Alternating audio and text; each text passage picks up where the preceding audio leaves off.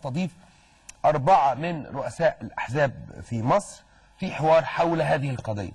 هل لازم الرئيس يكون له حزب؟ هل الأفكار اللي عشناها من 30 يونيو حتى الآن لازم تتجسد في كيان؟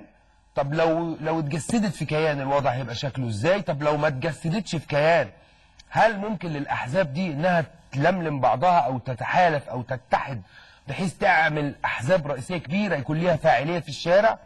طيب بقى كتير من الأحزاب كان في أيام مبارك بيقعد يشكي من ان احنا عندنا يا جماعة مشاكل كبيرة والجهات الأمنية بتتدخل وبتشق الأحزاب من جوه. طب انت بقى كل الأحزاب اللي بعد الثورة هل اتشقت بجهات أمنية برضه ولا اتشقت من داخلها نتيجة صراعات زعامة؟ ما هو زمان كانوا ايه أي حاجة بنلبسها لأمن الدولة، يقول لك أمن الدولة اتدخل قلب الحزب من جوه. طب أمن الدولة دلوقتي ما بقاش فاضي أصلا للموضوعات دي، والأحزاب بتطلع والأحزاب شغالة وكله تمام وكله على يعني أغلب الأحزاب اللي موجودة على أرضية 30 يونيو كلهم فاهمين الأمن القومي المصري إلى آخره.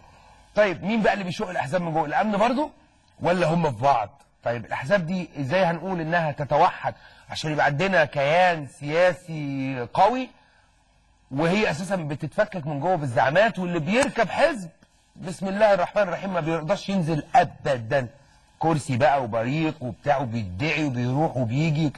طيب الأربعة رؤساء الأحزاب اللي هيكونوا موجودين معايا السؤال الرئيسي ليهم هل هم شايفين ان الرئيس لازم يعمل حزب؟ هل يمكن او هل يدعون الرئيس عبد الفتاح السيسي الى حزب؟ هل يجب على افكار 30 يونيو اللي اتطبقت، مش بتكلم عن نظريه،